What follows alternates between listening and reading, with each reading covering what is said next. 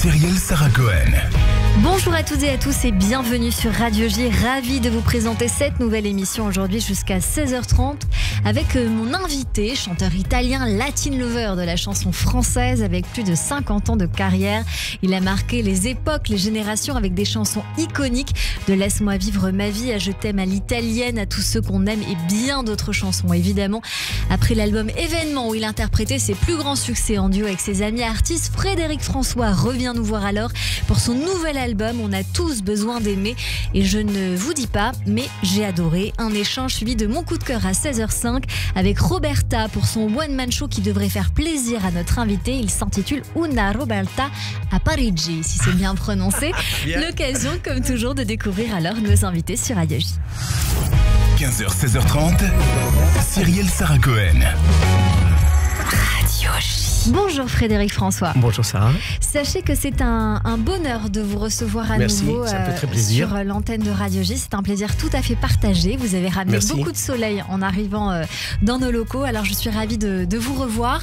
L'occasion pour moi de vous dire qu'on va parler de votre actualité, bien sûr, mais comme toujours, puisque c'est l'ADN de l'émission, savoir qui vous êtes aussi au-delà de ce que vous faites. Avec plaisir. Et alors, je vais vous demander 3 mots pour vous décrire. C'est la nouvelle petite règle pour démarrer cette émission. Oh, 3 mots pour me décrire.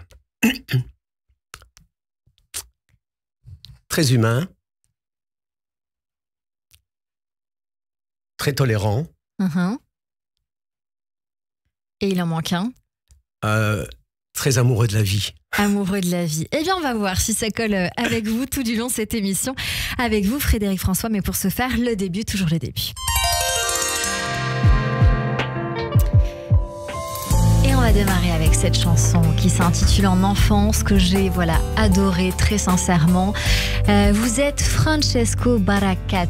Oui, Baracato, oui. Voilà, plus connu sous le nom de Frédéric François. Vous êtes né à Lercara Fridi, province de Palerme. Je suis très mauvaise en italien. Non, c'est bien, Lercara Fridi. Je crois que c'est mieux que l'anglais déjà. Province de Palerme. Le 3 juin, votre papa travaillait à la mine. Votre maman s'occupait de vous à la maison avec vos frères et sœurs, mais elle était couturière en parallèle. Vous êtes donc le cadet d'une fratrie de 8 enfants. Et tout jeune alors, votre famille va quitter la Sicile pour s'installer à Liège en Belgique. Mais j'ai envie de vous demander un peu d'une manière différente de la dernière fois, avec le recul de la vie, Frédéric François, quel genre d'enfance vous diriez que vous avez eu et dans quel cadre vous avez grandi? Je pense que j'ai eu une belle enfance. Je vais vous dire pourquoi. Parce que d'abord, issu d'une famille où il y avait 8 enfants, ça veut dire qu'il fallait faire attention les fins de mois pour boucler les fins de mois. Ma mère, c'est elle qui gérait tout. Mon père était ouvrier mineur, mais voilà, il avait sa guitare, il chantait pour oublier sûrement la souffrance de la mine et d'avoir quitté sa Sicile, ses parents, ses amis. Et donc il chantait sans arrêt quand il était là avec sa guitare, des chansons d'amour, comme si c'était la commedia dell'arte. Il faisait des grands gestes et moi j'écoutais tout ça. Et donc, voilà, j'ai grandi dans cette famille-là, où ma mère était couturière, mon père était coiffeur. En fait, il faisait tous les métiers parce que il fallait s'en sortir. Moi, ma mère m'avait choisi pour aller faire toutes les courses parce qu'elle parlait pas français. Donc, c'est moi qui allais faire les courses. Et je me suis toujours demandé comment elle faisait pour que... Allez, je me disais, allez, je vais m'acheter un petit bonbon, s'il reste quelque chose, tu vois. Elle faisait les comptes, mais à la perfection. Et elle savait que vous aviez triché. Elle savait tout. Et donc, il restait jamais rien, tu vois. Et alors qu'elle parlait pas et qu'elle sortait pas, je comprenais pas. Et donc, voilà, c'était moi qui étais censé faire tout ça et c'était magnifique, quoi. Voilà, jamais un mot plus haut que l'autre avec ma mère, parce qu'elle était toute douce. Mon père, lui, était différent. Il animait la maison. Voilà. En fait, comme un clown triste, il voulait animer la maison en disant, voilà, nous sommes des gens heureux. Mais c'est vrai qu'on était heureux, parce qu'on n'avait rien, mais on était heureux.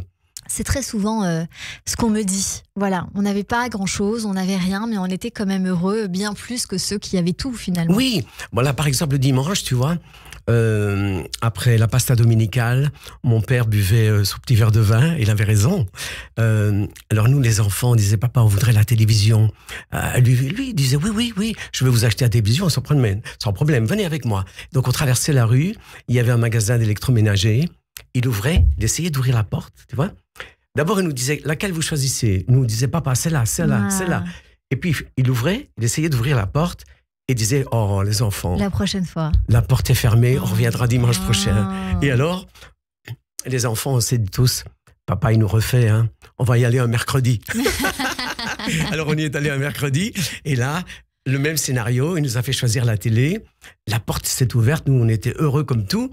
Et en fait, on n'avait pas compris qu'il n'y avait pas d'argent pour acheter la télé. Alors, il a acheté un petit tourne-disque avec un disque de Dalida. Et donc, voilà comment ça s'est terminé, cette histoire.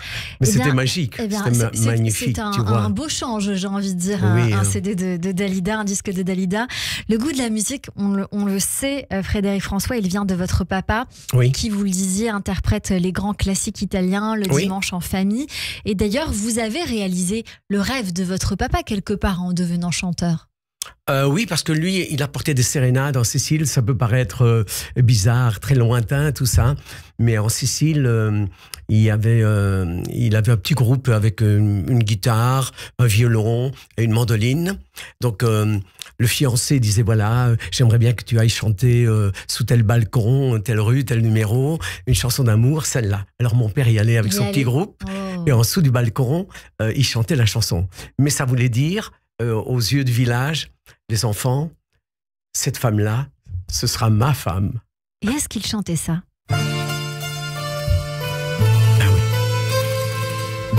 Ça, c'est une chanson de famille, je crois savoir, Frédéric François. Oui. Mon père qui chantait toujours ça. Qu'est-ce qu'elle veut dire, cette chanson? Ça fait longtemps que je passe dans cette rue pour voir ce visage tellement beau. Dans mon cœur, son visage est imprimé. Et chaque jour, je ne pense qu'à elle. Voilà, ce sont des grandes chansons d'amour. Et c'est peut-être parce que, justement, vous avez été bercé, et ça, on le dit moins, on le sait moins, par ces chansons-là, que vous avez eu aussi envie de perpétuer ce avec quoi vous avez grandi. Oui, parce que, voilà, j'ai fait de la musique. Et bien sûr, à 13 ans, j'étais déjà sur une scène avec un groupe, les Éperviers. Puis les Tigres Sauvages après. Et puis les Tigres Sauvages, je faisais le bal du Nouvel An et tout ça. Et donc, c'est grâce à mon père qui, un jour, a dit, voilà, je vais t'apprendre 3 accords et à partir de maintenant, c'est toi qui vas m'accompagner. Moi, j'avais 10, 11 ans, 12 ans et je l'accompagnais, tu vois. Et oui. Et il y a cette nostalgie, je vois, dans votre cœur et dans vos yeux en tout cas. Et puis jusqu'au jour où vous nous l'aviez raconté la dernière fois comme un film hollywoodien, il y a une voiture décapotable de sport qui s'arrête devant chez vous, dans la cité où vous habitez en Italie. Et un homme vient frapper... En Belgique, pardonnez-moi. Et votre père ouvre la porte, un homme arrive et sort cette phrase: j'ai entendu parler de votre fils, j'aimerais l'enregistrer. Et tout a commencé comme ça. Oui. C'est devenu comme une boucle finalement, où on commence à prendre confiance en vous, on vous donne confiance en vous. Mais à quel moment vous vous dites, c'est vraiment ça que je veux faire de ma vie? Est-ce que vous avez déjà posé la question, Frédéric François? D'abord, le producteur qui est venu à la maison et qui a dit à mon père, je vais enregistrer votre fils, ça veut dire que nous, on s'est dit, waouh, on a tellement espéré que le grand jour est arrivé, tu vois. Et en fait, lui, c'était un homme d'affaires. Et donc, il a voulu que je reprenne des chansons qui venaient d'Italie, qui venaient de Hollande et tout ça, jusqu'au moment où je lui ai dit, écoutez, à partir de maintenant, c'est moi qui vais écrire mes chansons. J'ai un ami parolier qui est napolitain, d'origine napolitaine, et qui sait comment on fait des chansons d'amour. Parce que les plus grandes chansons d'amour, elles viennent de Naples. Et donc, c'est comme ça en regardant mon père chanter, et donc que j'ai eu cette idée de faire des chansons d'amour qui prennent le cœur, des chansons de la vie, des chansons que les gens peuvent accrocher à leur quotidien, qui leur parlent, qui leur fredonnent à l'oreille, je sais pas, où ils se reconnaissent, quoi. C'est ça. Et alors, ça a commencé comme ça. Je n'ai jamais aimé comme je t'aime. Je voudrais dormir près de toi, et toutes les chansons. À 19 ans, d'abord, vous enregistrez votre premier disque, dont le titre est Jean, qui vous vaut d'être la première fois classé dans le hit parade d'Europe 1. Et avant tout, comment vous vivez ce premier grand succès? Ah, j'ai rendez-vous à Europe 1. Et donc, je rencontre un petit monsieur frisé, avec des yeux bleus. Lucien Maurice. Il s'appelle Lucien Maurice. Et il écoute cette chanson qui était... en fait, c'était une musique de film. Une musique de film. Il me tape sur l'épaule, il me dit « Nous deux, mon petit, nous allons réussir. » Et moi, je me dis oh, « Est-ce qu'il dit la vérité? Est-ce que c'est possible que ça va nous arriver, tu vois ?» Et en fait, c'était comme s'il y avait un destin qui était déjà tracé. Et qui, je n'avais qu'à le suivre, tu vois, ce chemin. C'est ça. Il vous a pas menti, Frédéric Il François. m'a pas menti. Par la suite, on est dans les 70s et dans les charts, il y a d'autres artistes, bien sûr, comme Dave, C'est Jérôme ou encore Mike Brandt, Oui. avec bien sûr la recette des chansons d'amour qui font tomber les filles à l'époque. Oui. Et vous allez enchaîner les tubes pendant 20 ans. Un petit medley.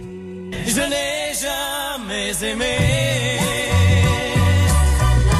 comme je t'aime aujourd'hui. Et je n'ai jamais aimé aussi vrai de ma vie. Juste un peu d'amour, Juste un peu d'amour, rien qu'un peu d'amour, un peu d'amour. pas de long discours, Non, non, non, non. Mais juste un peu d'amour.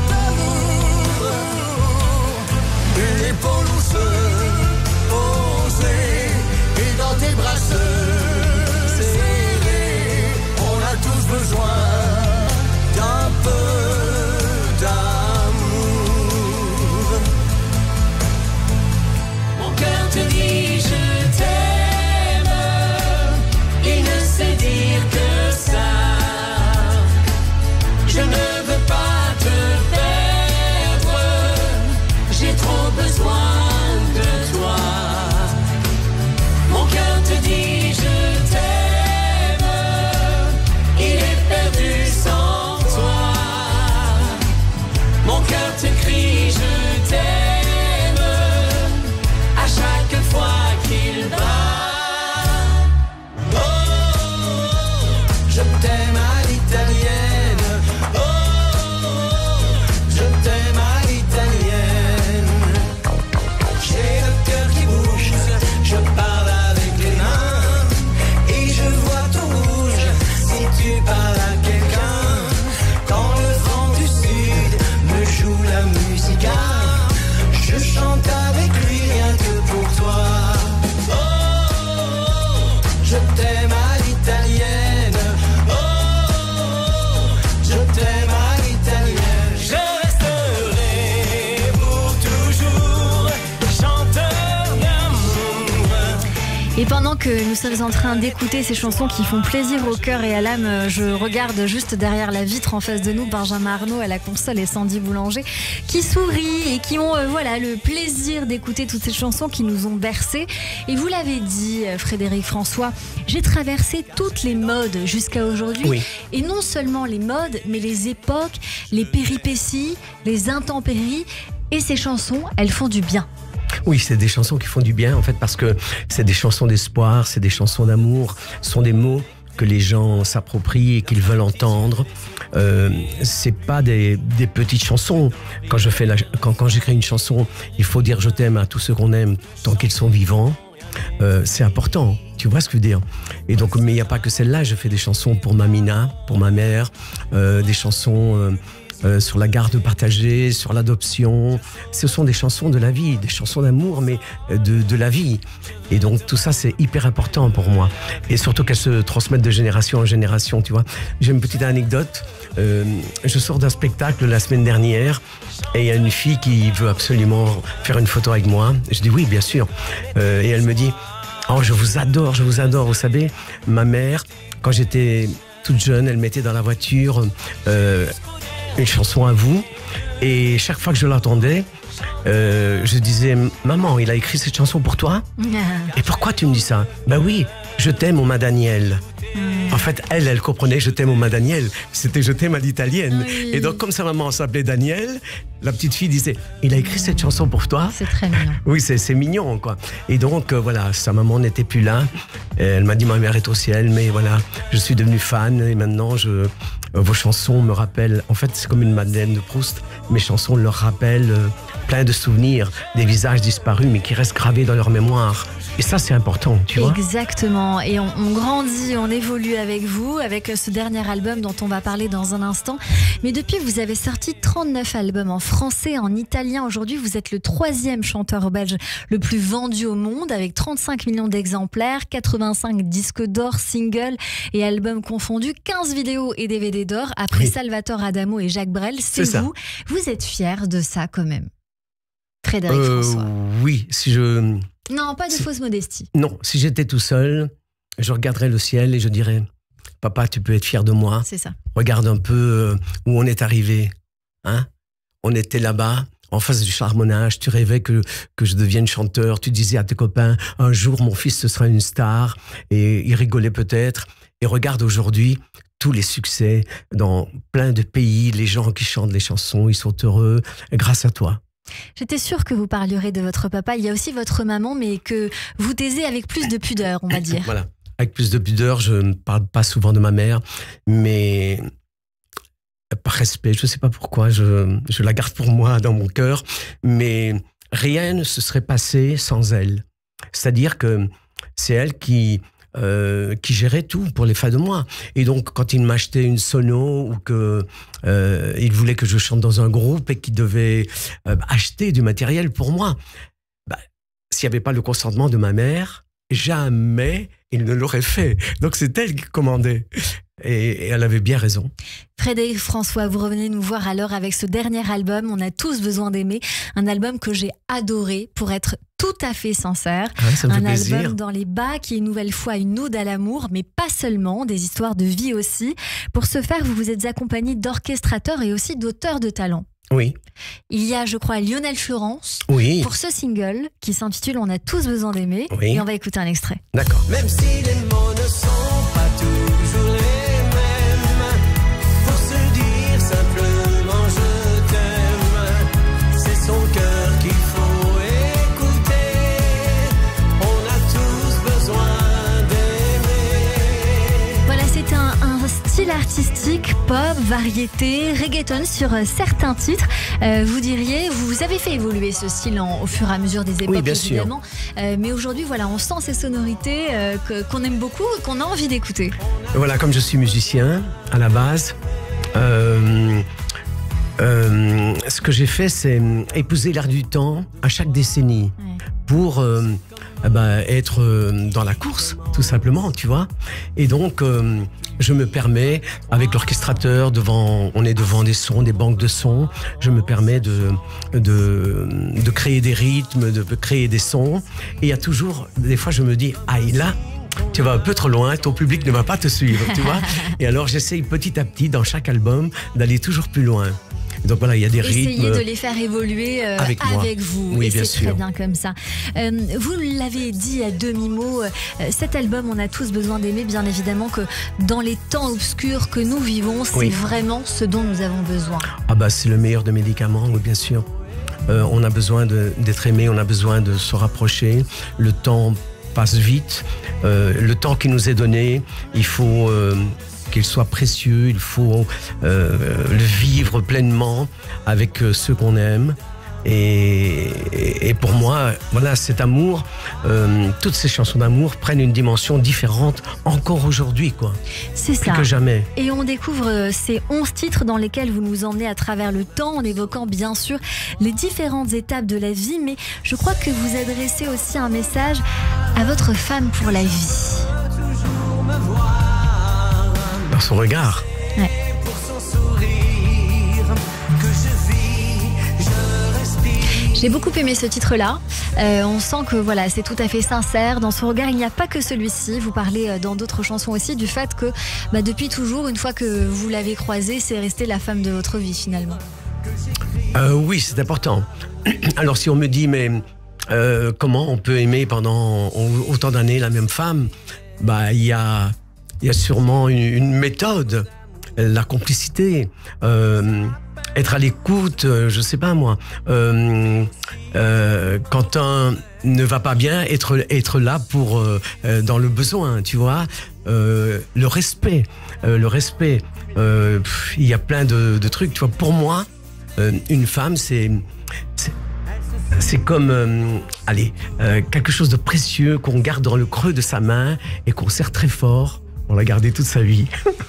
C'est très joli ce que vous nous dites, Frédéric François. D'ailleurs, en Nouvelle-Calédonie, on vous appelle l'apôtre de l'amour, je crois. Oui, c'est ça. J'adore la manière dont vous nous en parlez, dans son regard. Voilà, j'ai aimé cette chanson parce que vous voulez toujours vous voir. C'est ce que vous lui dites, en tout cas, à votre femme, à votre aimé, dans son regard. C'est là qu'a commencé votre histoire, dans son sourire. C'est là que vous écrivez votre avenir. Et dans cette histoire d'amour que vous vivez, qui ne connaît pas d'embûches, vous nous laissez entendre que l'amour reste intact, mais aussi un petit peu plus de doute avec un titre qui s'intitule « Le cœur sans toi ».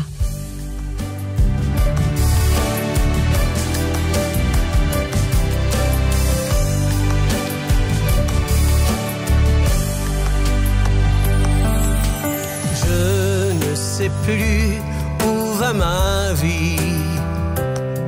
Chez nous, ce n'est plus vraiment chez moi. Je suis tout seul et sans abri depuis que j'ai le cœur sans toi. J'aime beaucoup le jeu de mots. Le jeu de mots, le cœur sans toi. Il y a aussi une autre chanson que j'ai particulièrement aimée qui s'intitule « Si Dieu m'en laisse le temps ». Ah oui, je t'aimerais encore 1000 ans. Exactement. Si j'avais le temps, bien et c'est sûr. beau. Et justement, ça me fait vous poser cette question. Est-ce que vous avez peur de ce temps qui passe ou il est votre ami, votre allié ? Jusqu'à présent, il est mon ami et mon allié, mais on a peur du temps qui passe, la peur de ne plus, de faire de la peine, la peur que ça s'arrête, la peur de ne plus être avec l'autre, la peur la peur de manquer à ce qu'on aime. Oui, ça me, de temps en temps, j'y pense bien sûr parce que on n'est pas éternel et donc le temps qui passe, je me dis que il faut en profiter de ce temps. Et d'ailleurs, quand on est séparés, je pense qu'on souffre. Je pense qu'on souffre quand on arrive à un stade et qu'on est séparé des gens qu'on aime. On commence à souffrir parce que on sait que le temps qui reste, c'est un temps précieux et qu'il faut savourer et vraiment prendre. Et donc, voilà. Mais notre vie est ainsi faite et des fois avec beaucoup d'humour. Je dis, mais quand ils vont inventer cette petite pilule de l'éternité qu'on puisse aimer toute sa vie, tu vois. Et oui, qu'on puisse aimer toute sa vie. En tout cas, avec vos albums, c'est ce qu'on fait. Frédéric François, vous restez avec nous sur Radio G. On continue cette émission avec notre invité pour ce 39e album. On a tous besoin d'aimer. Dans un instant également, mes chroniqueurs nous rejoignent pour découvrir les goûts culturels de notre invité. Et puis on parlera évidemment des dates et des concerts à venir avec votre tournée. Frédéric François, mais tout de suite, c'est le rappel des titres. Restez avec nous sur Radio J. 15h, 16h30, Cyrielle Sarah Cohen. Radio J.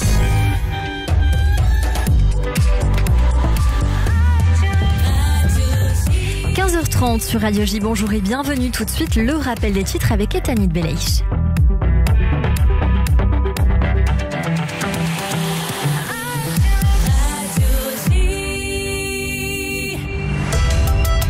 Bonjour à tous. Les tensions s'accentuent sur le front nord. L'armée israélienne a frappé des cibles du Hezbollah dans le sud du Liban après des tirs de roquettes du groupe terroriste ce matin. Le Hamas s'est également attaqué au nord de l'État hébreu depuis le Liban par l'envoi de missiles sur Kiryat Shmona. Un bâtiment a été touché sans faire de blessés. Alors que les négociations pour un cessez-le-feu à Gaza se poursuivent au Qatar, les familles des otages entament une marche depuis Reim, point de départ du festival Nova direction Jérusalem. Cette marche de 4 jours vise à presser la libération des otages. Yulia Navalnaya, la veuve d'Alexei Navalny, opposant russe au Kremlin, a prononcé un discours devant le Parlement européen. Elle a dénoncé un meurtre public après la mort de son mari en prison il y a près de 2 semaines et qualifié le président russe Vladimir Poutine, je cite, de bandit qui a du sang sur les mains. Les propos du chef de l'État français Emmanuel Macron sur un éventuel envoi des troupes occidentales en Ukraine face à l'armée russe continuent de susciter la polémique. Jean-Luc Mélenchon a fustigé des dérapages incontrôlés et des annonces fantasques du président. Enfin, le Sénat doit se prononcer cet après-midi sur l'inscription de l'interruption volontaire de grossesse dans la Constitution, mais un amendement qui modifie la formulation du projet de loi constitutionnel a été déposé, ce qui pourrait retarder le processus. Et merci beaucoup Etani Belaïch. On vous retrouve à 16h pour le journal complet. Tout de suite une très courte pause et c'est la suite de notre émission avec Frédéric François et mes chroniqueurs qui nous rejoignent sur Radio J. Radio J. Radio J. Bonjour, c'est Lise Gutmann. Le 10-11, Lise Gutmann. Ravie de vous retrouver tous les matins au programme Judaïsme, divertissement, communauté. Radio J. Radio J. Vous écoutez Radio J à Paris sur 94.8 en DAB+, et sur notre appli Radio J. Radio J. Radio J. Radio J. Radio J. Radio J. 15h, 16h30. Cyrielle Sarah Cohen. De retour sur l'antenne de Radio J. Merci de passer votre après-midi avec nous jusqu'à 16h30 avec mon invité aujourd'hui, Frédéric François, pour son 39e album intitulé On a tous besoin d'aimer. Et puis vous étiez le 12 novembre dernier à l'Olympia, je crois savoir, Frédéric François, pour la 18e fois, si mes comptes sont bons, dans cette salle si chère à votre cœur, bien sûr. Et pour cet album, vous étiez à Clermont-Ferrand et à Toulouse la semaine dernière. Votre public était, comme à son habitude, au rendez-vous, et c'était à guichet fermé. Oui. Non, mais c'est formidable, des spectacles. Et les gens, tous ceux qui sont venus à l'Olympia, le savent, quoi. Les gens sont debout, ils chantent, et à un moment donné, ils dansent même, tu vois. Et donc, voilà, ils attendent ça depuis très longtemps, parce qu'ils viennent retrouver les souvenirs de leur vie, quoi. Je veux dire, les chansons qui les ont marqués. Et donc, les spectacles, c'est comme une communion avec le public. C'est formidable, vraiment. J'ai Alan qui travaille avec nous sur l'antenne de Radio J et qui m'a dit, tu sais, ma grand-mère a fait deux fois le voyage de croisière avec Frédéric François. Et alors, j'ai dit, mais qu'est-ce que c'est que ça ? Je veux la réponse, Frédéric François. Oui, à un moment donné...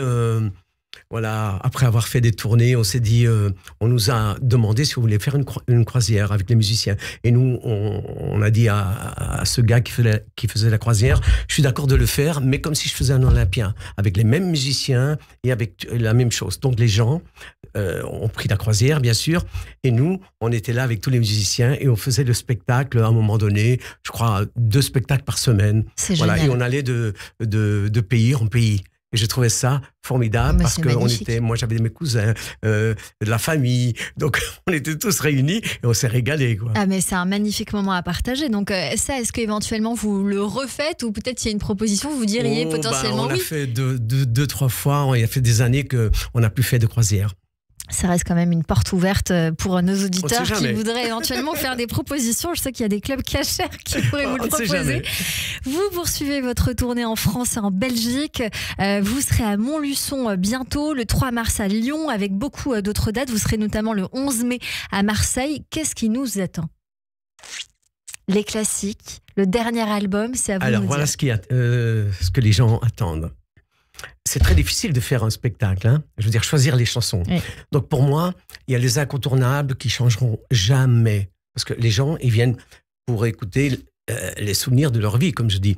Pas pour écouter un nouvel album. Mais dans ces chansons-là, que j'appelle les incontournables, pour moi, c'est « Je t'aime à l'italienne »,« Mon cœur te dit je t'aime »,« Laisse-moi vivre ma vie »,« Chicago, viens te perdre dans mes bras ». Tout ça, c'est des incontournables.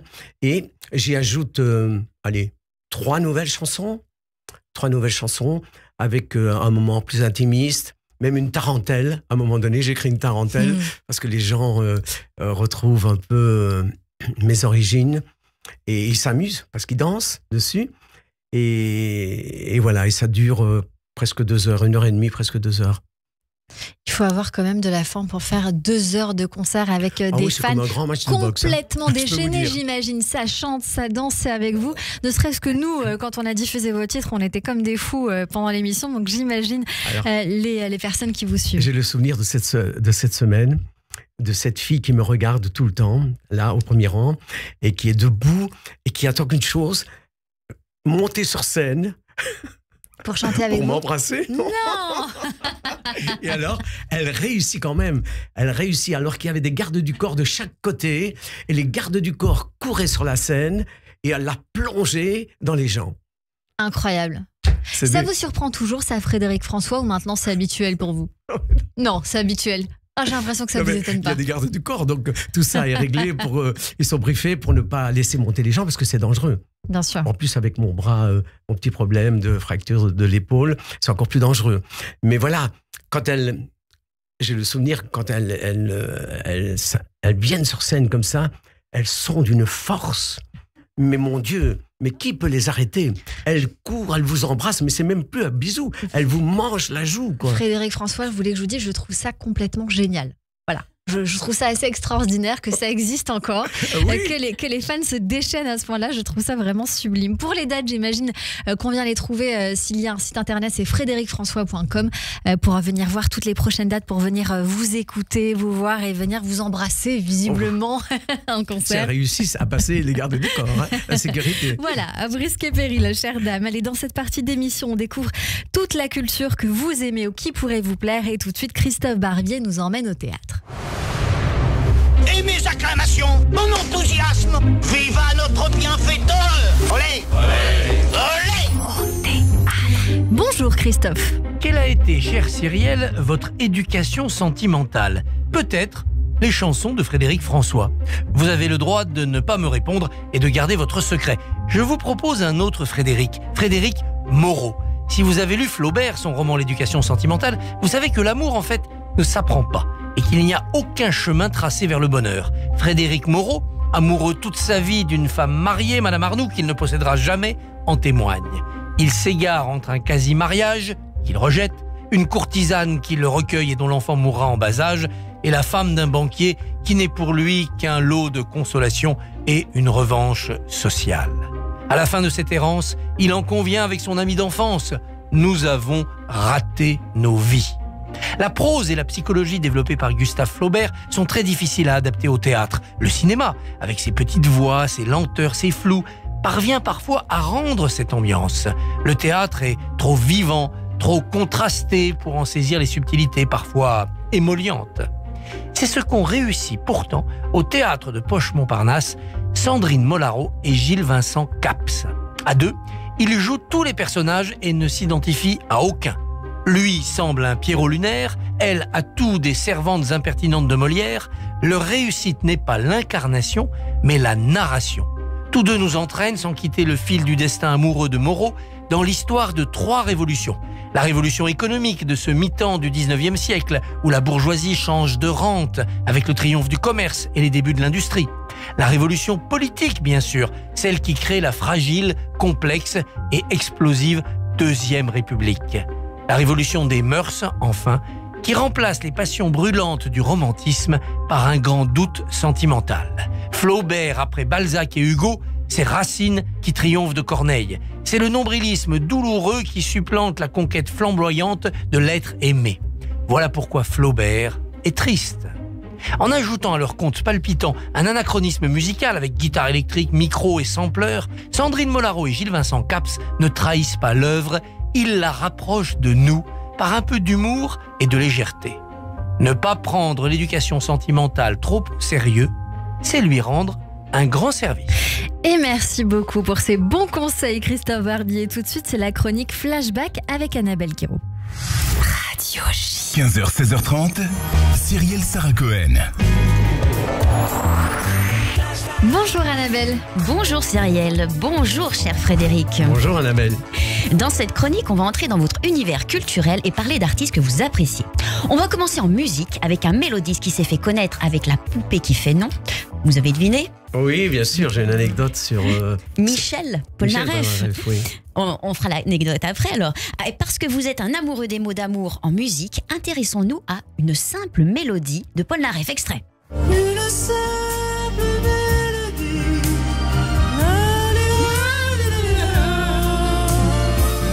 me rappelle quand je l'entends l'amour qu'on nous a pris. Nous sommes en 1978. C'est la Coupe du Monde de foot en Argentine. Un petit clin d'œil aux fans de ballon rond que vous êtes. Et en 1978, c'est aussi la sortie de la chanson Une simple mélodie de Polnareff. Avec une simple mélodie, hommage à l'amour, force créatrice et inspirante. Il suffisait de 3 notes pour créer une mélodie. Avec sa musicalité douce et mélancolique, l'artiste nous emmène en nostalgie d'un amour fini. Il nous rappelle les dièses et bémols d'une histoire d'amour, le temps d'une chanson. Et puis, quand la musique est finie, l'amour est fini aussi. Michel Polnareff, un mélodiste comme vous, qui chante l'amour avec un tempo qui envoûte et des mots qui traversent le temps. En parlant de points communs, vous avez tous deux baigné très tôt dans la musique. Oui. Votre papa, Giuseppe Baracato, qui adorait chanter, vous a encouragé et formé dans cette voie très tôt. À 13 ans, guitariste, chanteur semi-professionnel. 15 ans, le Conservatoire de musique à Liège. Oui. Et pour Polnareff, eh bien, on retrouve aussi cette impulsion artistique paternelle. Son père était compositeur pour Edith Piaf, Mouloudji, Yves Montand. Il va mettre très vite le jeune Michel sur les rails de la musique. Piano dès l'âge de 4 ans. Et il va lui imposer d'écouter de la musique classique. Il va rentrer au conservatoire de Paris et il va remporter le premier prix de solfège à 12 ans. Pas de secret, hein. Le travail, culture du talent et fruit de la réussite. Alors tout à l'heure, on a parlé de votre papa qui souhaitait votre réussite. Et vous, quand vous repensez au petit Francesco, qui travaillait ardemment sa musique, ses chants, est-ce que ce jeune garçon s'imaginait un jour avoir son nom en haut de l'affiche? Je ne sais pas. Je pense pas. On avait un rêve, en fait, c'est de devenir chanteur. Donc je suis allé au conservatoire. Bien sûr, j'ai pris les options, toutes les options, parce que j'habitais la Belgique et je me disais, si un jour tu veux faire un disque, tu dois parler français, tu dois bien prononcer les mots, tu dois séduire avec ta voix et tout. Donc j'ai pris des cours de chant, des cours de musique, et des cours d'instruments, des cours de phonétique, des cours de déclamation, des cours de théâtre. Enfin, j'avais rempli ma semaine, ne sachant toujours pas ce qu'il se trouverait au bout de ce chemin-là. Hein. Et donc j'écrivais des chansons avec Marino Atria, qui était ce Napolitain qui habitait près de chez moi. Et en fait, il fallait trouver un style. Je me suis rendu compte qu'à un moment donné, il fallait trouver un style. Et en fait, le style, il était devant moi. C'était mon père. C'était lui qui avait cette voix et qui chantait des chansons d'amour, tu vois. Et puis, quand le succès a commencé, alors on s'est dit, waouh, est-ce que ça va durer ? Tu vois ce que je veux dire? Et donc on avait encore, moi j'avais cette angoisse-là parce que je savais qu'il y avait les modes et les modes pouvaient me balayer. Et donc, mais la première fois que j'ai vu mon nom en rouge comme ça sur le fronton de l'Olympia, là je suis resté, wow, je savais plus quoi dire. En plus, toute ma famille m'avait suivi à Paris parce que mon impresario Moïse Benita avait négocié avec les Cocatrix un week-end. Et le week-end, wow, rempli en moins de 2. Ils ont pris une semaine, rempli. Finalement, j'ai fait 1 mois d'Olympia. 1 mois d'Olympia. Incroyable. Ouais, c'est magnifique. Et donc, voilà, quand j'ai vu le nom, alors je me suis dit, oui, le rêve s'est réalisé. C'est réalisé. Mais tu vois, mais avant, c'est difficile de dire, comme pour dire, cette chanson-là que je viens d'écrire, c'est un tube. Je sais jamais si ça va devenir un tube. D'où l'angoisse de l'artiste d'aller très loin pour essayer de séduire en fait le public et dire voilà, pourvu qu'ils aiment quoi. Et à chaque fois, ils ont aimé. Et il y a une anecdote dont vous vouliez nous parler avec Polnareff. Oui, ben, j'ai 16 ans. Mon père m'inscrit à un concours de chant. Je ne sais pas comment il a fait parce que c'était à des kilomètres de chez nous. Et c'était le micro-sillon d'argent. Et je gagne le micro-sillon d'argent avec un orchestre qui s'appelait Les Tigres Sauvages. Je chante 2 chansons à moi que j'avais écrites avec Marino Atria. Et voilà, premier prix, paf, Francesco Baracato. On était contents. Donc on avait gagné la possibilité d'enregistrer un disque et de faire la première partie de Hallyday et de Polnareff. Et me voici dans la loge de Polnareff. Et celui qui avait organisé le spectacle et le festival dit à Michel, voilà, le petit Francesco ici n'a pas de voiture pour rentrer chez lui. Il ne sait pas comment rentrer, hein, parce que je sais pas, on m'avait laissé là avec lui. Et alors Polnareff dit, ben voilà, moi ma route pour aller à Paris passe par Tiller, où j'habitais, et me voici assis dans une Rolls. Pour la première fois de ma vie, dans une Rolls, je parlais avec lui. Est-ce que je disais oui, non, non, oui. De Somerville, qui a écrit Tous les bateaux, tous les oiseaux, étaient au volant. Et voilà que cette Rolls s'arrête près du charbonnage où nous habitions. Mon Dieu. Et le lendemain, je dis à mes copains, vous savez quoi? Polnareff m'a raccompagné chez moi. J'ai même sa photo. Ils vous ont cru? Oui, parce que j'avais une photo. Pour montrer. Ils m'ont cru, mais... Oui. Heureusement qu'il y avait la photo. Heureusement qu'il y avait la photo. C'est ça. On continue en musique avec un jeune groupe belge, Ada Oda, que vous aimez beaucoup, je crois savoir, oui. Frédéric François. Ada Oda, un jeune groupe belge qui mêle variété italienne et musique pop, rock, punk. Parmi les 5 membres, il y a une chanteuse, Victoria Baracato, qui est votre fille. Exact. Comme quoi les chiens ne font pas des chats. Non. Voilà. Avant de faire plus ample connaissance avec Ada Oda, écoutons un extrait de L'amore debole. Non puoi rassicurarti, non c'è risposta giusta, non riesco a rispettarla, senza mentirti proprio, maledata di scadenza, si avvicina sempre più, non riesco a rispettarla, da ora via, d'uscita. Nous sommes en 2020, c'est le confinement, un moment propice pour créer.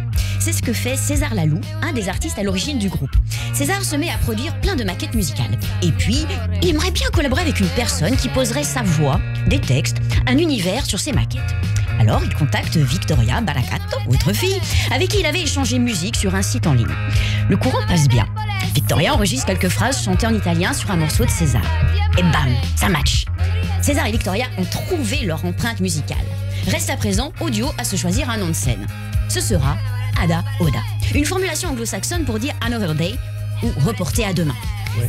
Puis très vite, le duo devient groupe et s'entoure d'une bassiste et de 2 guitaristes. À l'automne 2022, Ada Oda sort son premier album, Un amore debole, un amour fragile en français. Alors quand on écoute Ada Oda, nul besoin de parler italien pour pénétrer dans l'univers du groupe post-punk. C'est la magie Ada Oda qui va opérer, par son énergie, son style musical et ses émotions chantées. Ada Oda, un groupe qui séduit et fait beaucoup de scènes en Europe et aussi outre-Atlantique. En France, on pourra retrouver Ada Oda le 11 avril au Petit Bain à Paris et cet été dans les festivals. Plus d'infos sur leur page Facebook. Et vous ne le saviez pas, Frédéric François? Vous savez tout ça, moi je ne le savais pas. Eh oui. Ah, c'est génial.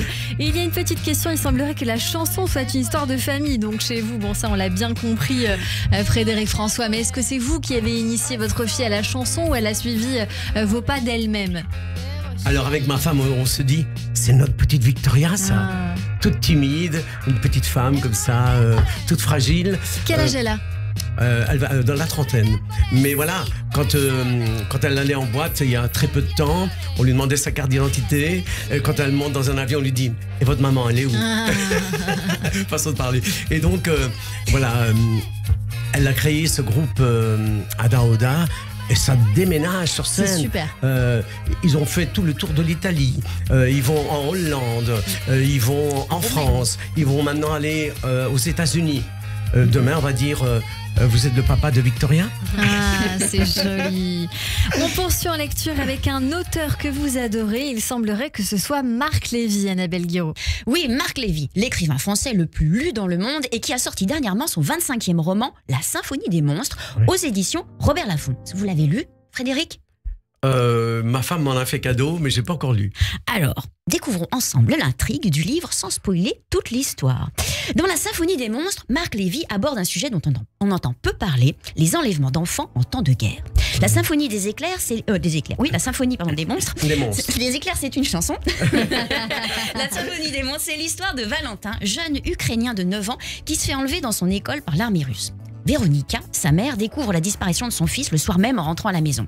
Véronica et sa fille, Lilia, vont remuer ciel et terre pour retrouver la trace du petit garçon. Mais la tâche va être dure, car il ne faut pas oublier que l'histoire se passe en temps de guerre et l'ennemi est partout. Lilia et Véronica ne peuvent se fier à personne, ou presque. Elles vont compter sur elle et que sur elle, et leur amour filial pour tenter de déjouer la symphonie des monstres. Livre donc à découvrir. Et on termine cette chronique en film avec un thriller, The Abyss. Oui, The Abyss, un film qui vient de sortir sur Netflix. Frédéric, vous qui êtes fan de thriller, vous allez être servi. Oui. Je pose le décor. Allez. Allez, on est à Kiruna, en Suède. Une ville où se trouve la plus grande mine de fer au monde, exploitée depuis 120 ans. Alors à force de creuser, depuis tout ce temps, les sols se sont affaissés et une grande partie de la ville risque l'effondrement. Et c'est l'intrigue du film, avec 5 protagonistes principaux. Je viens de le voir. Vous l'avez vu C'était Alors, oui. Et en fait, voilà, je viens de le voir, je vous jure. Alors on voit même les rues qui s'ouvrent. Et ils veulent pas partir parce qu'ils n'y croient pas dans cette mine. Et les acteurs descendent dans la mine et même là, dans cette mine, il y a un éboulement et donc ils restent coincés. Ils arrivent finalement à sortir. C'était un film, il fallait s'accrocher. on va écouter un extrait. Allez, bande pour mettre en haleine nos auditrices et auditeurs. There's a massive fault right underneath Kiruna. Kiruna's collapsing.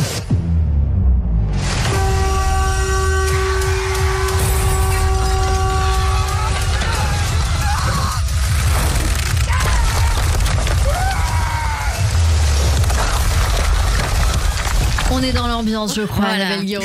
Oui, mais c'est un film magnifique et les gens n'y croient pas et ne veulent pas partir. Jusqu'à ce que les voitures rentrent sous terre, enfin les maisons s'écroulent, enfin c'est... Vous recommandez le film? Oui, vraiment, Et vraiment. il y a 5 protagonistes principaux, je crois. Oui, tout à fait. Il y a Frigga, on a un petit peu entendu, la responsable de la sécurité de la mine, son ex-mari Taj, leur ado C'est ça. Mika et Simon, et puis son nouveau compagnon Dabir qui débarque pour lui faire une surprise pour son anniversaire. Et là, ça devait être une belle journée et finalement, ça va être un vrai cauchemar. Et voilà. Et donc la suite du film, parce qu'on a posé l'intrigue, vous pouvez retrouver tout cela sur Netflix. Exactement, sur Netflix, à retrouver en ce moment. Merci beaucoup, Annabelle Vous savez Guiraud. comment je passe mes soirées, alors Voilà. maintenant. On sait tout, presque tout sur vous, Frédéric François. Allez, tout de suite, c'est l'introspection sur Radio J. Radio J. 15h, 16h30, Cyrielle Sarah Cohen. Cher Frédéric François, on ne vous lâche pas jusqu'à la fin de cette émission avec une citation d'Oscar Wilde qui a dit « Parfois, nous pouvons passer des années sans vivre du tout et tout à coup, notre vie entière est concentrée dans un seul instant. » Essayons, si vous le voulez bien, de faire ça maintenant avec 10 questions pour nous aider à mieux vous connaître. Et j'ai envie de dire que Sandy Boulanger et Annabelle Guiraud à côté seront forcément tentés d'y répondre dans leur tête pour s'approprier ces questions-là que nos auditeurs aiment beaucoup. J'aime beaucoup ce qu'il a dit parce que ça m'a sauté aux yeux. Tu as chanté toute ta vie, et en fait le moment le plus formidable et le plus génial sera le jour où tu vas t'arrêter et vivre vraiment. C'est Alors ça, j'ai une première question à vous poser et on va y aller chronologiquement. Frédéric François, si vous aviez la possibilité de reprendre votre vie depuis le début, vous changeriez quoi?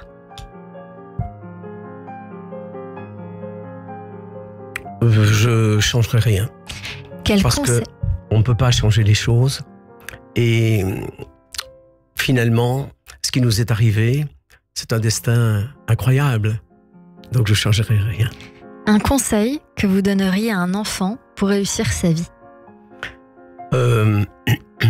Y croire, avoir la foi et aller au bout de ses rêves, de son rêve. Y a-t-il eu un plus bel âge dans votre vie et pourquoi? Le plus bel âge a été celui où j'ai rencontré mon père quand j'avais 4 ans et demi. Le plus bel âge, c'est toutes ces années qu'on a passées ensemble. D'abord, on était dans un camp on a vécu dans les baraquements. C'était un camp des Allemands. Et puis, finalement, on a eu une petite maison. Et voilà. Bon, il y a beaucoup d'émotions. Vous voulez nous en dire plus, un petit peu plus? Oui, c'était une vie magnifique parce qu'on était heureux, quoi. Voilà, c'est une mère qui apprenait le français avec Marie, la femme qui habitait à côté. Voilà, qui sortait pas, qui n'allait pas faire de courses, qui n'allait pas au cinéma. Voilà. Si je devais changer quelque chose, aujourd'hui, je l'emmènerais partout. Mais j'étais tout jeune, je pouvais pas. Et donc, voilà. Mon père qui travaillait, mais on était heureux quand même parce que quand il nous chantait des chansons, voilà, le soleil était là dans nos cœurs. Pourquoi les Allemands étaient là et pourquoi vous vous cachiez, Frédéric François? Non, c'est-à-dire que les Allemands vivaient dans ces camps, parce que c'était un camp de prisonniers, et quand les Italiens sont venus en Belgique pour travailler, on nous a mis dans les camps. Y a-t-il eu une erreur que vous avez résolue? De ma part, une erreur. On fait tous des erreurs. Mais oui, mais que l'on résout pas toujours. Non, dans la vie, il faut faire des compromis, il faut s'excuser, il faut regretter, il faut se faire pardonner, voilà. Est-ce qu'il y a quelque chose que vous aimeriez faire, mais que vous ne faites pas? Actuellement, il y a une chose que je fais pas, mais que j'aimerais faire par amour. Point. C'est le temps qui passe et le temps qui nous reste. Et donc, qu'est-ce qu'on fait quand on est deux? Et l'un a besoin de l'autre. Chacun a besoin de l'autre.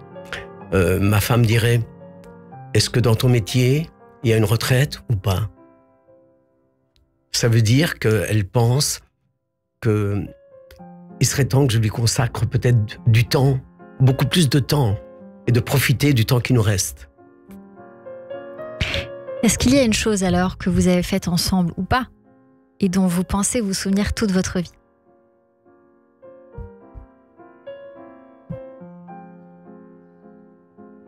Bah, on a tout fait ensemble, en fait. C'est ma moitié, je suis sa moitié.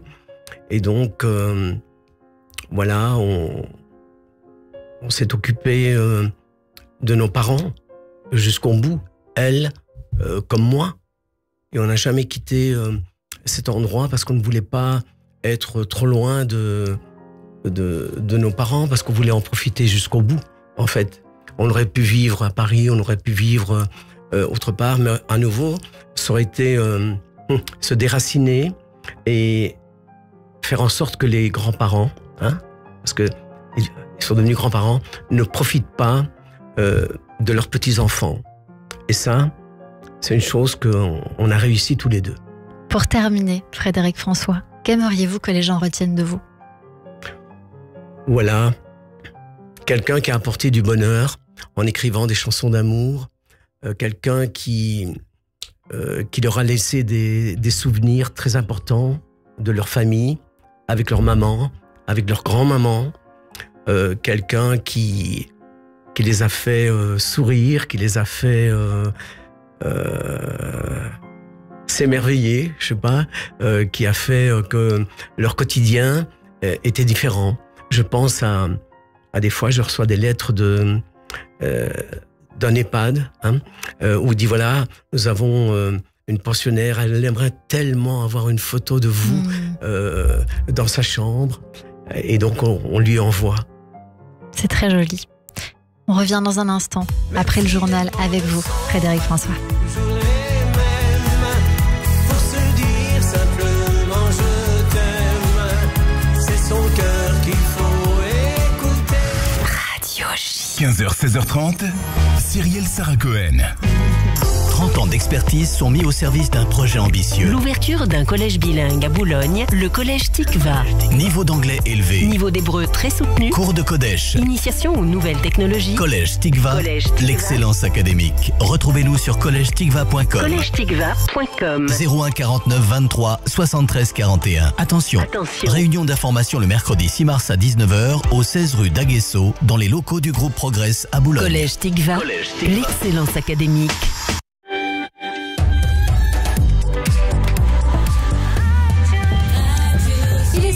passé d'1 minute sur Radio J. Bonjour et bienvenue tout de suite, le journal de l'information avec Etani Belaïch.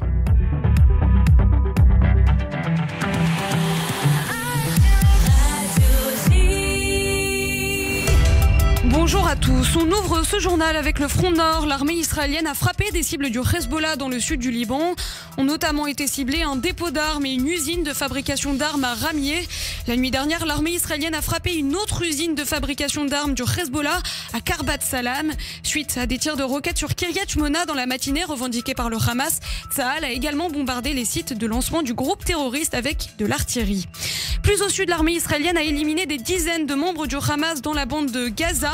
L'armée israélienne a mené des frappes aériennes dans une zone d'où des roquettes ont été tirées sur Ashkelon la nuit dernière. Plusieurs autres sites dans la région, y compris des tunnels, ont également été frappés.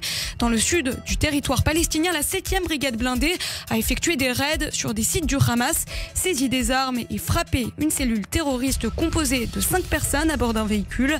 À Khan Younes, enfin, des avions de combat ont frappé des bâtiments où des membres du Hamas se préparaient à attaquer les troupes israéliennes.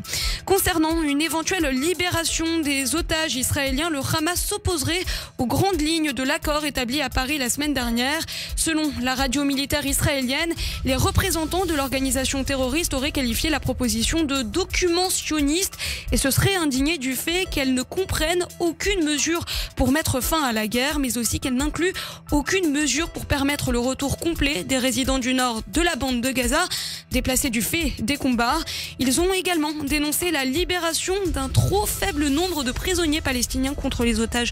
Daniel Haïk. L'un de ces obstacles, c'est le cadre de la trêve de 6 semaines qui doit s'instaurer. Sur un point, par contre, on peut parler de progrès. Les quotas de prisonniers palestiniens échangés contre des otages, selon certaines informations, les femmes otages israéliennes seront échangées contre 3 terroristes pour chaque otage. Le nombre de terroristes libérés augmentera en échange des otages hommes, mais le total de ces détenus palestiniens libérés lors de la première phase du marché ne devrait pas dépasser 400 terroristes. Notre correspondant en Israël, Daniel Haïk, notait que le cabinet de guerre israélien se réunira demain pour discuter de cet accord et des efforts à faire pour qu'il soit signé. L'émir du Qatar s'engage à investir 10 milliards d'euros en France. Au premier jour de sa visite d'État, Tamim Ben Hamad Al Thani a signé hier un accord portant sur des engagements d'investissement qatari dans l'économie française à l'horizon 2030. Ces investissements iront renforcer les partenariats stratégiques entre nos deux pays. C'est enthousiasmé l'émir lors de l'échange avec son hôte Emmanuel Macron. Les deux dirigeants se sont également entretenus sur les négociations pour la libération des otages, mais aussi sur un cessez-le-feu à Gaza. Écoutez l'émir du Qatar qui a pris la parole sur la question hier soir depuis l'Elysée. La France et le Qatar déploient leurs efforts au quotidien pour apporter la paix et la justice dans le conflit en cours au Moyen-Orient. Les risques actuels sont plus élevés que jamais et le monde assiste au génocide du peuple frère palestinien utilisant les armes de la famine, déplacements forcés et bombardements aveugles. La communauté internationale ne parvient toujours pas à adopter une position unifiée pour mettre fin à la guerre dans la bande de Gaza et assurer une protection minimale aux enfants, aux femmes et aux civils. Tamim Ben Hamad Al Thani, l'émir du Qatar en déplacement à Paris. Enfin, les alliés de l'Ukraine s'opposent à l'idée d'envoyer des troupes occidentales sur le front. Idée évoquée par le président de la République en début de semaine. Le Kremlin, de son côté, a jugé qu'il n'était absolument pas dans l'intérêt de ces pays d'envoyer des soldats en Ukraine. Le simple fait d'évoquer cette possibilité constitue un nouvel élément très important dans le conflit, a ajouté le porte-parole de la présidence russe, Dmitri Peskov. L'Ukraine s'est, elle, félicitée des propos du chef de l'État français. Si la question a fait polémique en France, l'exécutif a souhaité rappeler son positionnement face à cette guerre. On écoute la porte-parole du gouvernement qui est revenue sur le sujet en fin de matinée. Les pays européens ont rappelé qu'ils ne sont pas en guerre avec le peuple russe et qu'ils souhaitent éviter toute escalade.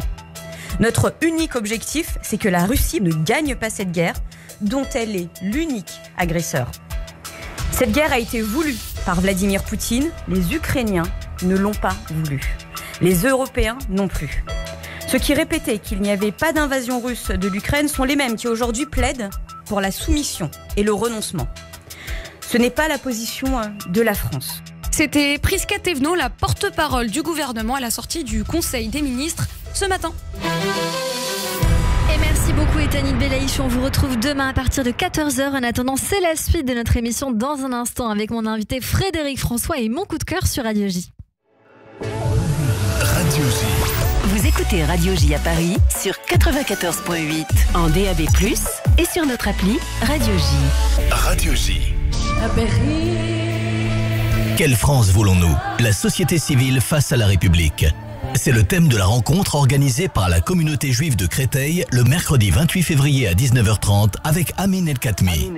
Quelle France voulons-nous? La société civile face à la République. Mercredi 28 février à 19h30 à la maison communautaire, 11 rue du 8 mai 1945, salle Henri Gozlan. Assib Créteil, 01 43 77 01 70. Radio J. Radio J. 15h, 16h30. Cyrielle Sarah Cohen.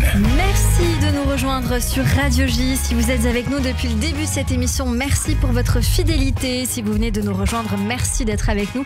Avec mon invité aujourd'hui, Frédéric François, pour son 39e album On a tous besoin d'aimer. Et tout de suite, on découvre le coup de cœur ensemble sur Radio J. Radio J. 15h, 16h30. Cyrielle Sarah Cohen.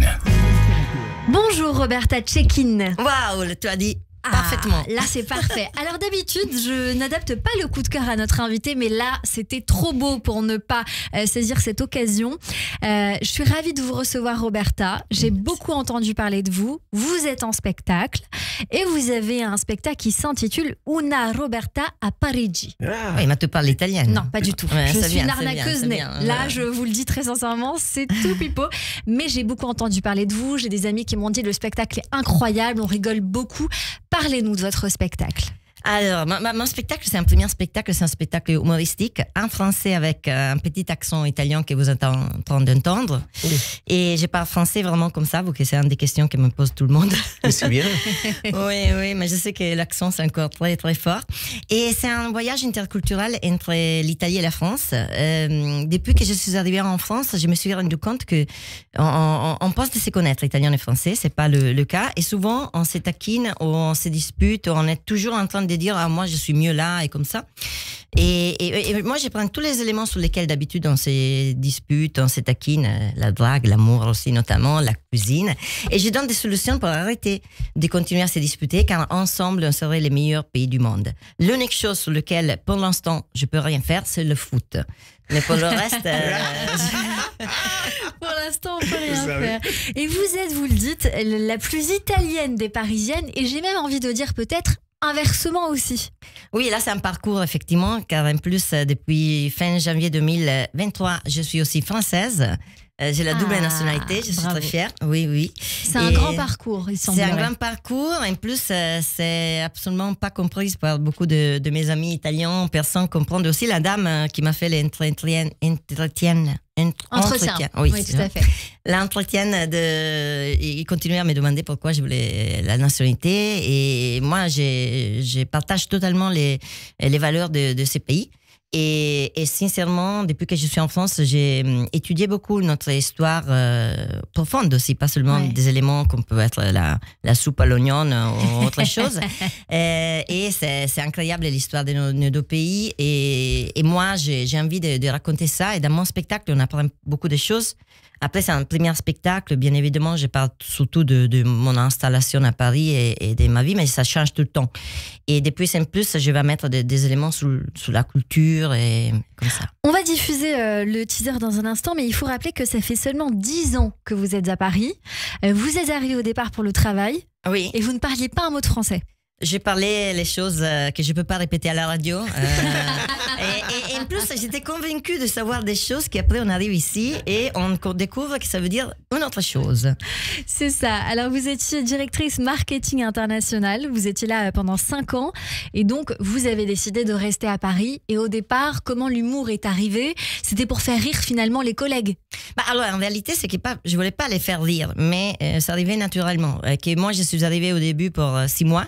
Je ne parlais pas vraiment français, mais nous, les Italiens, aussi, si on ne parle pas une langue, on se lance. Ça, moi, j'ai parlé comme si je parlais français et comme ça. Et j'avais collectionné des aventures et des mésaventures entre la langue et la culture énormes. Et comme ça, il y avait un post-café qui s'était baptisé Qu'est-ce qu'elle a fait Una Roberta Parigi? Et j'avais un tableau de pauses café avec tous les départements car tout le monde voulait entendre ça. Alors, est-ce qu'il y a 2 petites anecdotes que vous voulez bien nous raconter? Sur le travail, est-ce que je peux dire, c'est un fâche, je peux dire des bêtises de la langue? Vous avez le droit de dire une bêtise ou deux, je pense qu'on ne se fera pas trop embêter. Oui, mais j'en ai dit une. Les enfants sont à l'école. Ok, alors c'était 2 semaines que j'étais en France. J'avais mon premier comité de pilotage. Je voulais absolument être à l'heure. J'arrive dans le métro et il y avait la queue. Car moi, je dis, pourquoi? J'avais appris un Navigo mensuel. Ah mais non, c'est pas mensuel, ça expire le 1er juillet. Je dis, ok. J'arrive au travail vraiment à la bourre et j'ai dû faire la bise à tout le monde. Je rentre dans la salle de réunion en retard. J'étais vraiment désolée et je me suis excusée. Désolée pour le retard, mais pour le Navigo, j'ai dû faire 15 minutes de cul à le métro. Et après, je suis arrivée ici et j'ai mis un peu de temps à baiser tout le monde. Oui, moi, j'ai pensé de savoir dire baciare et je découvre ici embrasser en France, la queue dans le métro. Exactement. C'est une très jolie anecdote que vous êtes en train de nous raconter. On va écouter tout de suite un extrait de votre spectacle.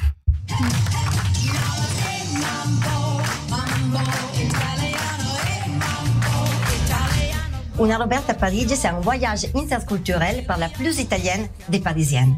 Depuis que je suis arrivée à Paris, je me suis rendu compte que l'Italie et la France sont des pays très proches, mais qui se connaissent très mal. À travers mon aventure d'Italien qui arrive à Paris sans parler français, je vais vous montrer la France à travers les yeux d'une Italienne et l'Italie à travers les yeux d'une Parisienne.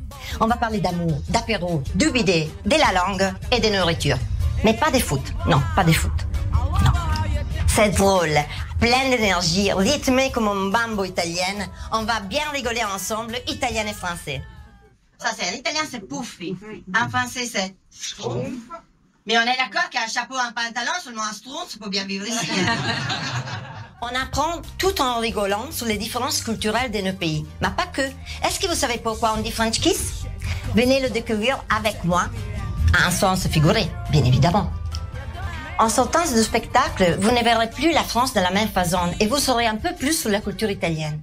La crème fraîche en Italie, c'est comme un homme politique honnête. C'est pas de notre culture. Venez, respirez avec moi un peu de dolce vita. Voilà, on a découvert le teaser du spectacle Una Roberta Parigi. C'est un plaisir de vous découvrir, Roberta. Vous jouez au Point Virgule le 13 mars à 21h15 pour fêter la 100e déjà de votre One Woman Show. Vous serez également les 28 mars et 11 avril à la Divine Comédie à Paris à 21h et puis en tournée dans toute la France à Lille, Nice, Metz et puis au Festival d'Avignon cette année pour la 2e fois puisque je crois que vous étiez déjà au Festival Off d'Avignon il n'y a pas si longtemps que ça, je crois que c'était l'année dernière. Exactement. Et alors ma question est la suivante, est-ce que vous avez envie de jouer en Italie? Je sais que vous avez joué. Oui. Vous avez joué en français, oui. Mais là il y a un autre objectif. Oui, alors, déjà, je commence à jouer en italien aussi dans des stand-up, car mon spectacle, c'est un peu un seul en scène du stand-up. Et j'ai lancé le stand-up italien à Paris. Ce soir, par exemple, si vous êtes à Paris, Cartel Comédie, il y a du stand-up en italien. Au Cartel Comédie ce soir. Oui, très bien. Dans le 4e. Et, à quelle heure, vous savez? C'est à 19h. 19h, très bien. C'est noté. Et on se peut tutoyer si ça te va. C'est un peu difficile pour moi de vous voyer. C'est difficile, le vous voyant. Moi, il n'y a pas de problème. On peut me tutoyer, mais je resterai sur le vous. Et l'objectif, le spectacle en italien, c'est un cours d'écriture, car au début, c'était un peu une transposition italienne de ce que j'ai fait maintenant. Mais après, je me suis rendu compte que la France aime beaucoup l'Italie et les Italiens souvent ne se rendent pas compte de ça. Souvent, les Italiens ne savent pas ce qu'on a eu de la France et il y a des a priori vraiment clichés. Ça, j'ai un grand défi et j'ai découvert quand j'ai joué en français en Italie que c'est vraiment un grand défi. Moi, je veux faire comprendre les Français aux Italiens. Je veux faire comprendre que même les Parisiens sont sympas et qu'ils ont des caractéristiques que nous, on voit comme négatives car on ne comprend pas l'origine. Et surtout, c'est comme avoir des lunettes sales. Et ça, c'est mon objectif. Et après, j'ai un autre spectacle que je suis en train d'écrire, que ça va être le même en italien et français, beaucoup plus culturel, avec tout ce que j'apprends et que j'ai envie de partager de ma vie et de mes découvertes sur les liens entre nos deux pays. Pour l'instant, en tout cas, votre spectacle, il parle de plusieurs sujets. Alors, bien sûr, les italiennes, les apéros, la drague, le vocabulaire. Bien sûr, les subtilités françaises, notamment, que vous faites découvrir. Qui est votre public aujourd'hui ? Alors, mon public est en train de changer, effectivement. Au début, c'était vraiment les Français qui aiment l'Italie. Heureusement, ils sont beaucoup. Et les Français d'origine italienne, qui sont 10% de la population française. Je n'avais pas beaucoup d'Italiens au début. Tout le monde pensait que j'avais la communauté italienne. Non, car vu que les sujets que tu viens de dire, les Italiens sont un peu fatigués d'entendre de parler de ça. Mais je le fais avec mon œil. C'est pour ça que c'est pas une Italienne à Paris. C'est una Roberta à Parigi. Et je le fais d'une façon vraiment... ce ne sont pas mes mots original et pas banal. Et ça, c'est en train de faire venir de plus en plus des Italiens. L'autre chose qui est en train de changer, c'est que mon public, en général, c'était pas trop jeune. Et depuis que j'ai commencé, depuis juillet, j'ai investi un peu plus à faire des vidéos sur Instagram. Et je suis passée, là, j'ai presque 17 000 followers sur Instagram. J'en avais 2000 à mai. J'ai de plus en plus un public plus jeune qui vient vous voir. Il y a aussi des étrangers en France, des Italiens qui viennent vous voir, les Français qui aiment l'Italie et donc les Français d'origine italienne aujourd'hui pour balayer large sur votre public. Qu'est-ce qu'on peut vous souhaiter pour la suite ? Parce que je vois qu'il y a beaucoup de goodies que vous nous avez rapportés. Je suis ravie d'avoir un mug à votre effigie. J'ai l'impression d'avoir Emily in Paris en face de moi, mais version italienne. Je suis avant Emily in Paris. Voilà, okay. C'est elle qui copie, alors c'est la vilaine. En plus, moi j'ai beaucoup de robes, mais je n'ai pas comme elle, mais j'ai un vrai appartement parisien et c'est pour ça que moi j'ai des chaussures aussi dans le four. Et oui, ça c'est un Robertas, una Robertas in italiano. Et oui, il y a beaucoup de choses. Après, j'ai aussi des personnes qui viennent faire un week-end à Paris pour voir mon spectacle. Et c'est pour ça que j'ai écrit une guide qui s'appelle Vie Paris comme una Roberta Parigi et un dictionnaire. J'ai un dictionnaire qui s'appelle Le Petit Roberta. Et où est-ce qu'on peut trouver cela ? Alors, tout sur Instagram, una Roberta à Parigi. Si vous mettez una Roberta, je viens voir tout de suite car... Oui, des Roberta en France, sur les réseaux sociaux, il n'y en a pas beaucoup. Et j'ai découvert aussi que mon prénom, c'est pas trop joli ici. Et qu'est-ce que je me souhaite ? Moi, je me souhaite de continuer à... cette jolie aventure. Oui. Alors j'ai également un dessous de tasse avec à votre image et puis vous avez mis un QR code très intelligent avec les infos et les réservations pour faire ce voyage interculturel par la plus italienne des Parisiennes. C'est 1 heure de LOL à l'italienne servie sans crème fraîche avec vous. Ça fait plaisir de découvrir ça en tout cas. Très très plaisir. Pour l'Instagram, vous l'avez dit, mais c'est una Roberta-a-Parigi. Sur Facebook, c'est Una Roberta à Parigi tout collé. Et puis pour le site internet, c'est unarobertaaparigi.fr. Je rappelle que pour venir vous voir, 19h, si on passe par là au cartel ce soir. En italien ce soir. En italien, pour ceux qui parlent complètement italien. Ok, apprendre un peu l'italien. Ou qui apprennent l'italien. Oui. Et puis, vous serez au point virgule le 13 mars à 21h15 pour fêter donc la 100e de votre One Woman Show. 7 rue Sainte-Croix de la Bretonnerie, pour ceux qui l'auraient oublié. 28 mars et 11 avril à la Divine Comédie à Paris à 21h. Et puis, vous serez en tournée un petit peu partout. Merci beaucoup, Roberta, d'être venue nous voir. Grazie mille a tutti voi. Et en plus, je suis trop contente. On ne pouvait pas mieux faire. Est-ce que vous avez une petite question, Frédéric François, un petit échange? C'est formidable qu'une Italienne comme ça, avec l'accent, moi j'adore l'accent. Hein. Je trouve que les Italiens, quand ils parlent en français, ils ont un accent savoureux, c'est délicieux, tu vois. Et donc voilà, je lui souhaite beaucoup de succès parce que c'est original, et ça doit faire plaisir à beaucoup d'Italiens, beaucoup de Français. Oui, et à moi aussi, à la maman. Oui, on est tout contente, c'est gagnant-gagnant. C'est là. Merci beaucoup, Roberta. Tout de suite, c'est le portrait de notre invité sur Radio J. Radio J. 15h, 16h30, Cyrielle Sarah Cohen. Radio J. Radio J. Le portrait psychologique.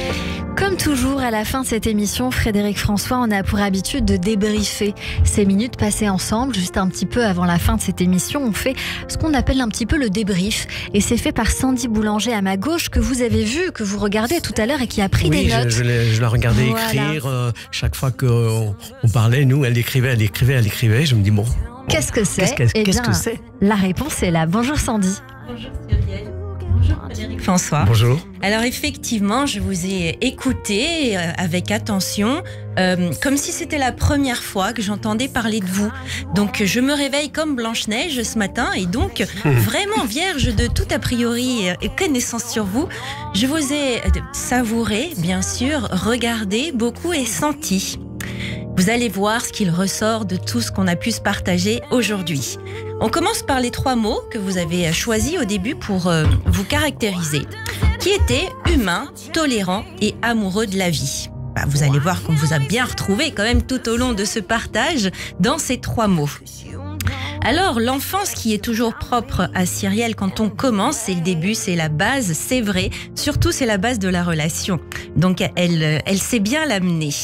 Vous nous avez dit qu'il fallait faire attention dans les fins de mois et en même temps, ça a fait de votre enfance un beau moment. Aidant, romanesque et humaine. Une enfance vraiment virevoltante quelque part. Vous avez dit de votre mère qu'elle était douce et que vous aviez un père animant la vie joyeusement autour du cœur, du partage, du rêve, mais aussi pour mieux vivre les difficultés de la vie. Alors vos débuts d'artiste, bien sûr, sont un peu à l'image de votre enfance. Joyeusement romancé, un peu magique, beaucoup romanesque, mais surtout en dehors de l'ordinaire.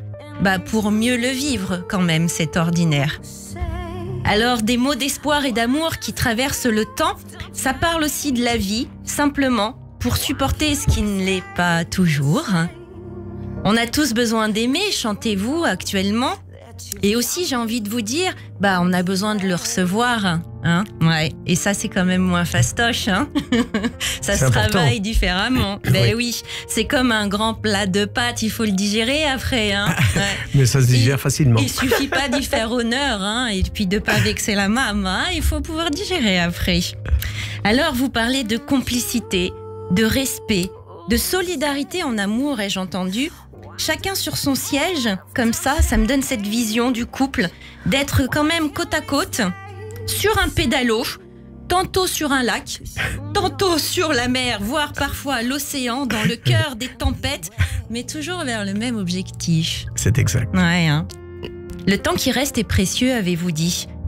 Celui qui est là maintenant sûrement aussi. Et je crois que vos chansons, elles nous permettent de le mesurer et d'en profiter quand même, avant justement de mesurer qu'il en reste. Surtout, il y en a. Il y a une grande candeur chez vous, Frédéric, dans votre humanité, votre façon d'être au monde, votre vision sur l'humain, votre tolérance, et puis votre façon bien à vous d'ouvrir votre cœur, à l'image de votre regard dont nous profitons ici aujourd'hui, que tous les auditeurs pourront voir après sur la chaîne YouTube. Vous êtes des yeux grands ouverts, doux, généreux et puis surtout curieux de l'autre. C'est bon quand même en ce moment d'avoir quelqu'un comme vous autour de soi, c'est précieux. Vous nous avez dit avoir eu besoin de séduire par votre voix. Vous avez travaillé dur pour cela. Et peut-être en retournant à Ithaque, au cœur de votre traversée, vous vous êtes rendu compte que c'est par la voix de votre père, mais avec un E, celle-ci, que vous avez réalisé que finalement, vous aviez pu puiser la technique et l'inspiration chez lui. Exact. Sacré Ulysse quand même, hein. Exact. Vraiment, ça me touche. Moi aussi, beaucoup. Alors bien sûr, vous avez dit que vous ne souhaiteriez rien changer. Oui, Frédéric, changez rien, vous avez raison. Vous allez sur le chemin de vos rêves et en plus, vous nous y embarquez. Oui. Moi, j'ai envie de dire du bonheur de faire partie de l'humanité ensemble, à travers toutes les époques, les générations. C'est pas ça la question. La question, c'est comment pouvoir pédaler ensemble sur le pédalo. Vous avez grandi avec des alchimistes, hein, quand même, vos parents. Vous vous en rendez compte, je m'en rends compte. Oui. Et puis forcément, dans cette mécanique du cœur, on sent toujours cette horlogerie fine chez vous. C'est ça que vous partagez aussi à travers vos chansons. Nous avons profité du temps que vous nous avez partagé aujourd'hui, vraiment, sincèrement. C'est à l'image en fait de la préciosité que vous accordez au temps, vous nous avez dit. Et finalement, j'ai envie de dire surtout à la qualité du temps, plus qu'à la quantité.